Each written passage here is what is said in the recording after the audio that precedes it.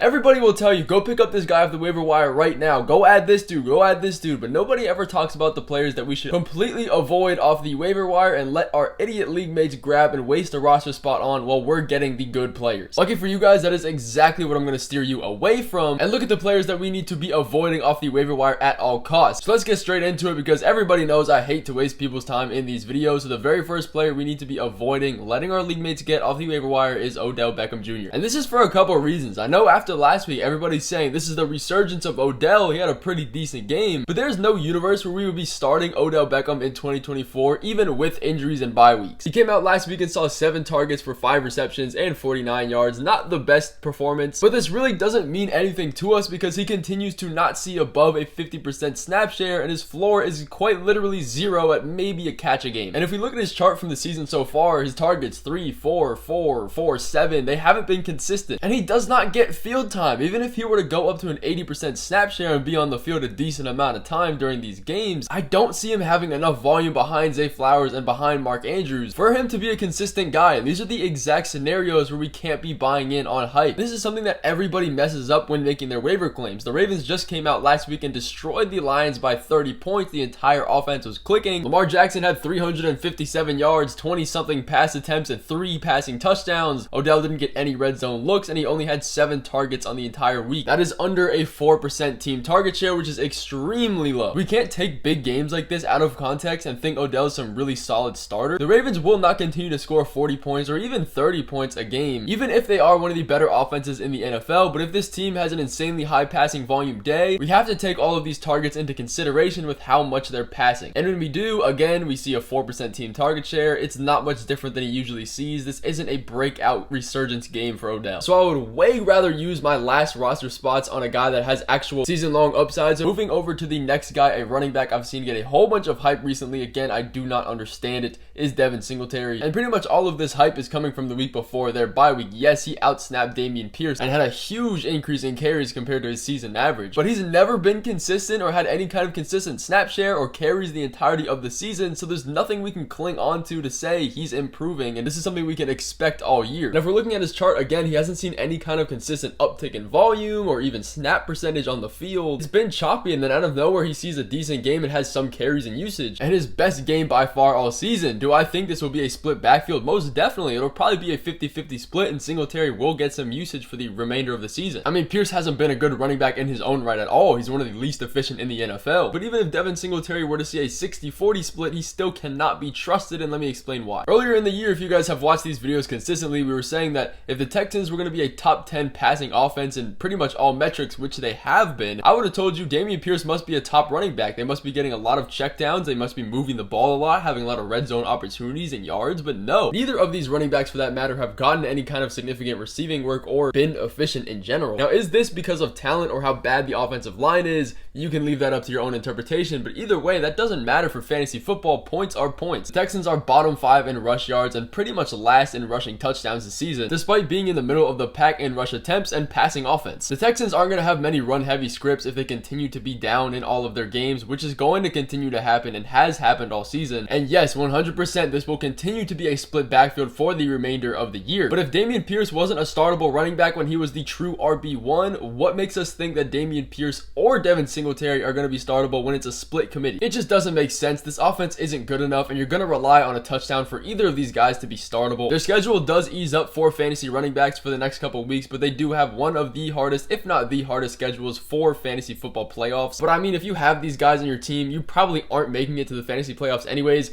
Avoid Devin Singletary. If you have Pierce, maybe roster him as a handcuff in case he gets injured. Either way, I don't think he's going to be a guy we need to be going through and wasting any kind of waiver priority or fab on. Let your idiot league mates go ahead and grab them while we pick up the real league winners. But moving on to the next guy that we need to be avoiding off of the waiver wire, a guy that I've seriously never understood on, is Keaton Mitchell. I think the narrative with him has been because there is no J.K. Dobbins, this backfield is kind of opened up and he could wiggle some way into some good usage. I seriously don't understand how anybody could think this. He is the up-and-coming rookie running back just coming off IR for anybody anybody that is wondering who he is, but I know I've been seeing a whole bunch of hype on him recently, so you probably know who he is already. But despite the Ravens absolutely destroying the Lions by 30 points, they had all of their backups in. He only saw 1 reception for 9 yards and no rushing work. And yes, I am fully aware that this is his first game and he will see an increased snap share. That is pretty much guaranteed. But if that's the case, it'll just be a 3-man running back by committee on top of the 2 running back committee they already have with Hill and Gus Edwards. And if we look at Keaton Mitchell, injuries couldn't even help him be a viable guy, because if there was some injury to one of these other running backs, it would just be, again, a 2-man by committee. There's literally no upside with this guy at all. I get he's an interesting, young, hyped up rookie. Even if he were to see a 50 or even 60% snap share for the entirety of the season, which is already a far-fetched statement, he wouldn't be startable. You'd be hoping for a touchdown every single week. They don't get some insane amount of receiving work and the rushing yards are okay, but we never want to be buying in on committee running backs because the floor and ceiling is severely lowered, especially when you have a guy like Gus Edwards who has been cutting up recently. We can leave him on the waivers for another 6 weeks, if that. We can reevaluate the situation if something happens, but either way, if he becomes the RB1, it's still going to be a committee and he's not going to be startable every week. And the Ravens have one of the hardest remaining schedules for fantasy running backs, so we can't even give him that benefit of the doubt. Not to mention there are significant trade rumors about the Ravens signing another running back in free agency before the deadline on October 31st. Derrick Henry has been one of those rumored running backs. Do I think it's going to happen? It's possible, but there's just absolutely no room for him on our roster. I get he's hyped.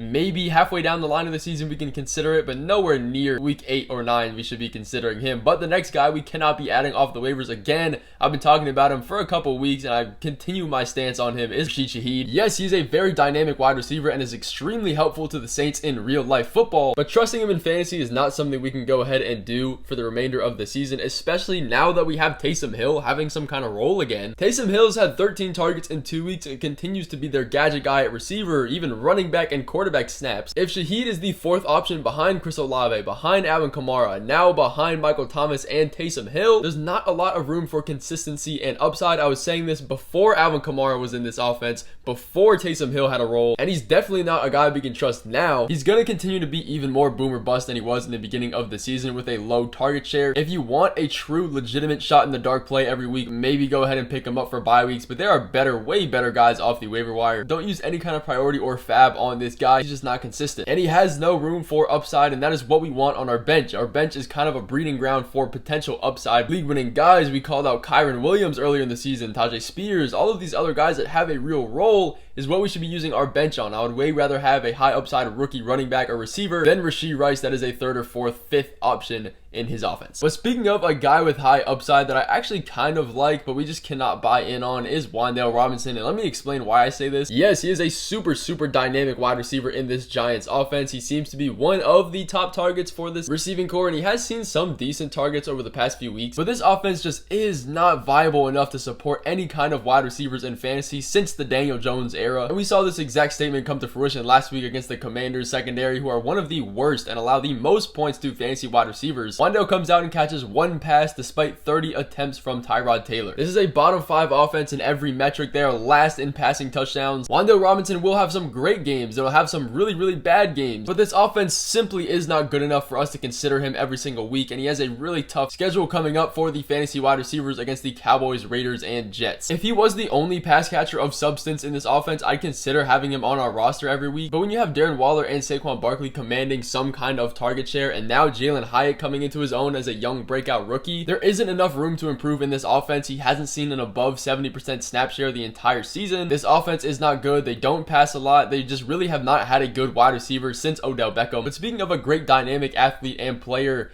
we cannot be adding off of our waiver wire, and I think it's finally time to cut ties completely, take our eyes off this guy, is Cadarius Tony. If you still have him rostered, which is a good amount of people, he's rostered in 50% of leagues, go through and drop him. If you see him on the waiver wire, do not pick him up. I will admit he was showing some signs of life with an increased snap share over the past few weeks. He was getting more healthy, he was getting more usage, but then the Chiefs go out and sign Mecole Hardman, and he sees a season low of 19% of the snaps outside of one of the games he was injured. Cadarius Tony has never seen a snap share above 50% in this offense. He hasn't been healthy. The Chiefs don't want to put him in this offense for some reason, despite having a very young and unproven wide receiver core that anybody could get usage in. He's had a super favorable schedule over the past 3 weeks and continues to have that over the next 2 or 3 weeks, but he's done nothing with it. His fantasy playoff schedule is super tough. He hasn't showed us any kind of time on field or usage or anything to be excited about. Rashee Rice and Mecole Hardman look to be the wide receiver 1 and 2 in this offense, and if you're going to be the wide receiver 3, With Travis Kelce also commanding a target share, there just isn't enough room to be viable. Despite Patrick Mahomes being your quarterback, he has no upside. It's time to cut our ties, leave him on the waivers for good. Do not save him, do not bookmark him. But looking at another running back we should be leaving on our waiver wire this week, coming out of Atlanta, is Cordo Patterson. And this Bijan situation has come out of nowhere and surprised a lot of people. Last week he comes out and sees 1 carry. Apparently he had some kind of headache or something coming into this game. Regardless, it's not going to be something that continues. Bijan Robinson and Tyler Algier continue to see a majority of the snaps and time on field when everybody's healthy. Cordo Patterson does not have a path to upside or any kind of real usage. He's a 32-year-old running back. I know Arthur Smith loves to use committees and he has been decent for this offense before, but I don't think any running back over the age of 30 has finished in the top like 25 or 30 running backs. Whatever's going on with Bijan, he's gonna be fine, and even if he's out for the entirety of the season, I don't think that Cordo Patterson is gonna have enough of a role to even be rosterable behind Tyler Algier. Now obviously that's not actually gonna happen to Bijan. He's gonna be healthy. Cordo Patterson saw a season high with 10 carries. It's not anything usual we can expect. If you want a Bijan handcuff, you're gonna want Tyler Algier. Leave Cordo Patterson on the waivers. Don't pick him up. I don't care if Bijan is questionable. But that is going to finish off this video. If you guys did enjoy, I seriously appreciate you watching all the way through, and I will see you guys in the next video coming soon.